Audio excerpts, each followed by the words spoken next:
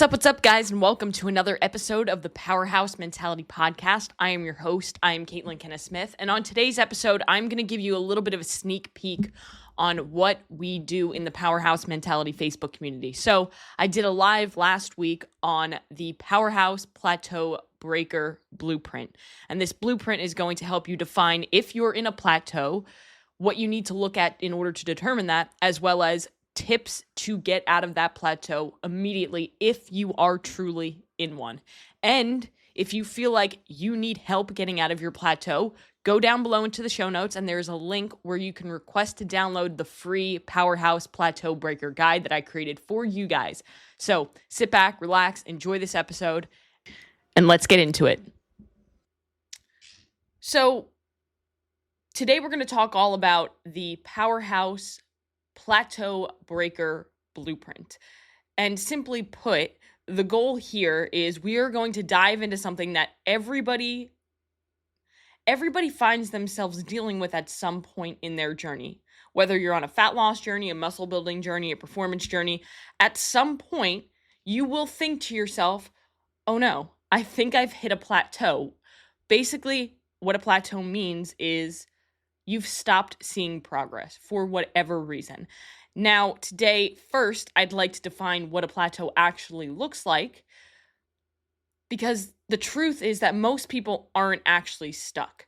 They're just missing something in their process. So tonight, I'm going to give you the full Plateau Breaker Blueprint, a step-by-step guide for you to get out of a plateau if you're truly in a plateau and break out of that fast. So real quick, if you've ever felt stuck, if you've ever felt like you're in a plateau, whether it's been in the past or right now, drop a fire emoji in the comments.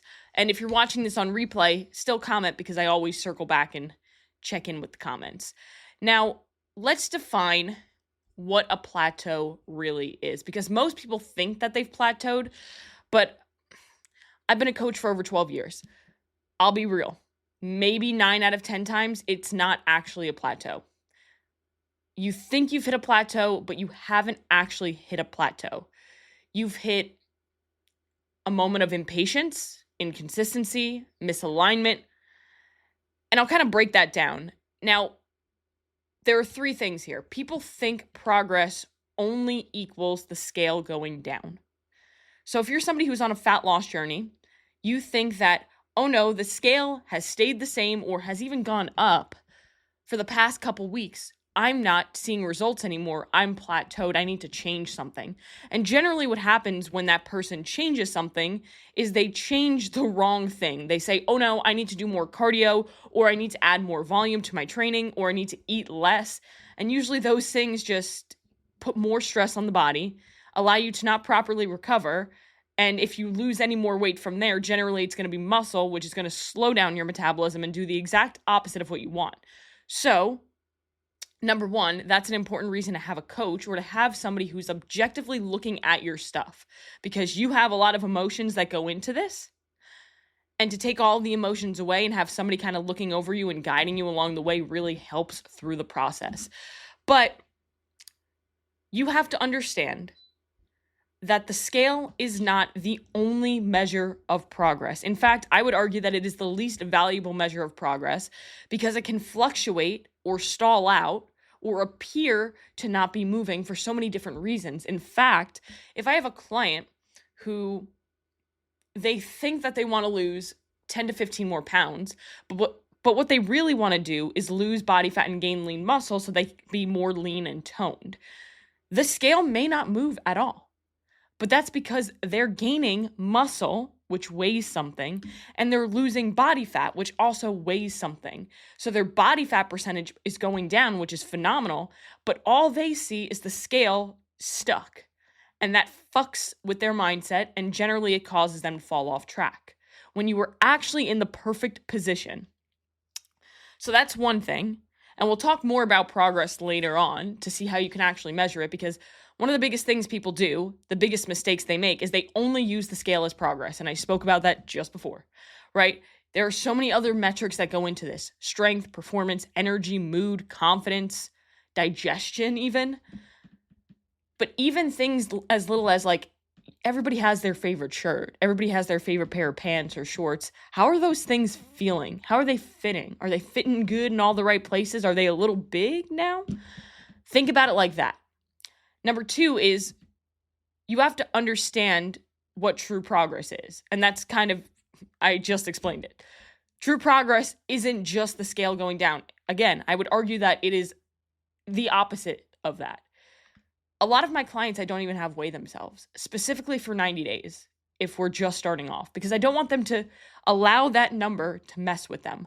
I have them focus on strength, performance, energy, confidence, sleep, digestion, all those little things that truly matter on the journey. So if you're only measuring one thing, you're missing everything else. Because if you're solely focused on the scale, you might not even be paying attention to the strength gains that you're seeing in the gym, which means you're putting on muscle, which means you're speeding up your metabolism and putting your body in a better state to not just burn body fat, but to sustain that fat loss. So before you freak out over the scale not moving, ask yourself, have I been actually measuring progress consistently? Like in other forms.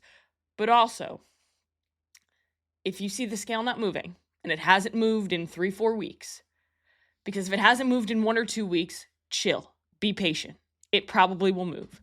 But if it's been like 3, 4, 5 weeks and the scale hasn't moved yet, I understand your frustration, because if you're putting in the work, if you're doing the diet, if you're doing the training, if you're doing the recovery, and the scale isn't moving, it kind of feels like you're going to work, but you're not getting paid. It's kind of frustrating. I get it. But before you freak out about it, ask yourself honestly, have I been doing everything? Have I been tracking accurately? Am I sleeping? Is my stress insane? Am I maybe not pushing myself as hard as I could be in the gym? All things to look at. So the biggest thing you want to really ask yourself is, are you actually in a plateau? Look at all of the progress markers that I just spoke about, not just weight. Look at the timeline. Are you expecting 8 weeks to outdo 8 years of shitty habits? Because that's unrealistic. And ask yourself, are you following a clear plan, or are you just winging it and calling it a plateau because you're not seeing results? If you're doing the bare minimum inconsistently, you're not in a plateau. You're just not executing hard enough or long enough. You need to be patient and you need to be consistent. But if you are, okay, like I'm super consistent, I'm tracking everything accurately, I'm pushing myself in the gym, I'm doing all the things, but I'm still not seeing results, and it's been like 4 weeks since anything's changed, my strength is the same, my energy is the same, my sleep is the same, nothing's working, I want to give you guys 4 different parts that you can apply to your plan to use as a plateau breaker, and it's going to break the plateau fast.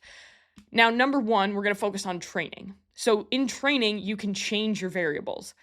If your body has adapted to your training protocol, then you need to change the stimulus. I like to say that with training, with working out, everything works, but nothing works forever.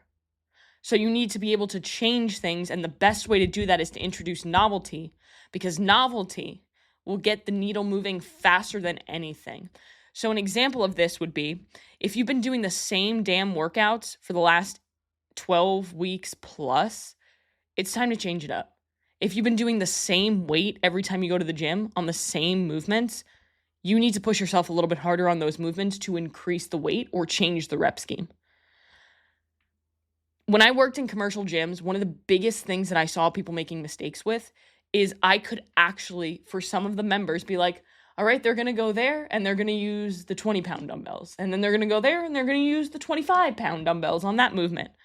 If I can predict your workout because you've been doing the same fucking thing for as long as you have, that's a problem. That's why you're not seeing results. And immediately when you change that stimulus, your body's going to respond very well. So if you are somebody who's always doing 10 to 12 reps of everything, it's time to do 20 reps. It's time to do 3 to 5 reps. It's time to change it up. One of the biggest hacks that I do as a trainer is when most people first come to me, they generally, if they've been working out, they're training probably in that 8 to 12 rep range. So one thing that I throw at them immediately on their compound lifts is we're doing tempo, meaning we're going down for 3 seconds, we're holding for 3 seconds, we're doing some sort of tempo because it's going to fucking blow their mind away. But also I'm adding in less reps at a heavier load.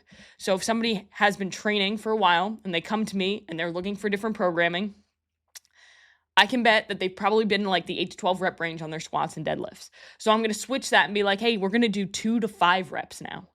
And we're going to focus on tempo, slowing down the movement, and really focusing on tension. So all of that is going to be novel to that person. It's going to get gains moving automatically. So different things that you can do here when it comes to changing variables, because a lot of you might be like, cool, what the hell is a variable, right? So these are different things that we measure when it comes to progressive overload in training. So you can add tempo, which is going to increase time under tension. You can change your sets, your reps, your intensity. You can vary your rest periods. So if you're always taking 1 minute of rest, take 90 seconds, take 2 minutes, take 3 minutes. And then you can play around with the frequency or volume if your recovery supports it, because your recovery is the most important thing. If you are training and your body is always in a recovery state because it can't recover, you're never going to adapt, you're never going to build muscle.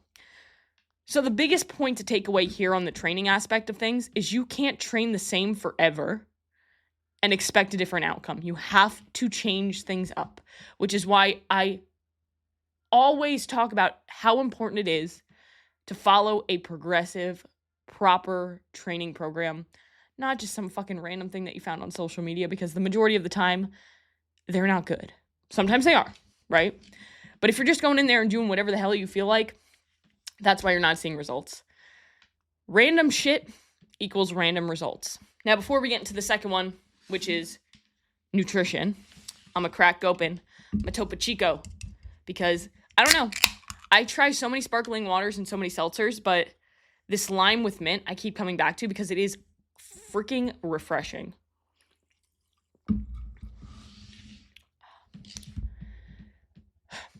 So number 2, nutrition.